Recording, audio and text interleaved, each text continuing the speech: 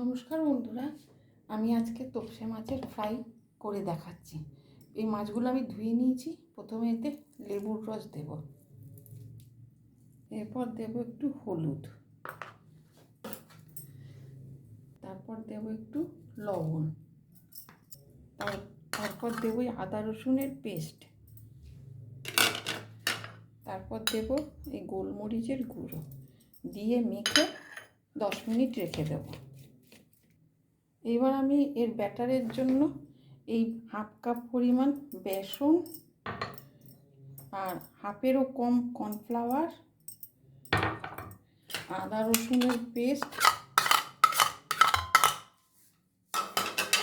গোলমরিচ গুঁড়ো, অল্প লবণ, হলুদ গুঁড়ো, একটা ডিম, এই অল্প মাখন দিয়ে একটা ব্যাটার তৈরি করে নেব। এই যে ব্যাটারটা এরকম হবে, পাতলা হবে না কিন্তু, এরকম মোটা ঘন হবে। আমি কড়াই বসিয়ে দিয়েছি, তেল গরম করতে দিয়েছি।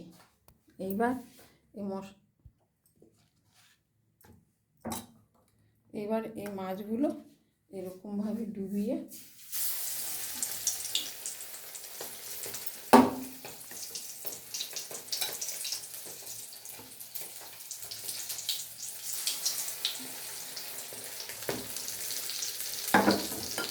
আঁচটাকে কম করে দিয়ে ভাজতে হবে। এই যে তোপসে মাছের ব্যাটার ফ্রাই,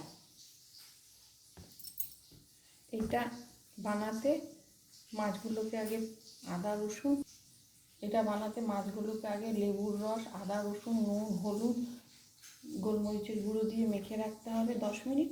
তারপরে বেসন, কর্নফ্লাওয়ার, আদা রসুন বাটা, মাখন, একটা ডিম, নুন, হলুদ আর গোলমরিচের গুঁড়ো দিয়ে একটা ব্যাটার তৈরি করে এর মধ্যে দিয়ে মাছগুলো ডুবিয়ে তেলের মধ্যে দিয়ে ভাজতে হবে, তবে কম আঁচে ভাজতে হবে।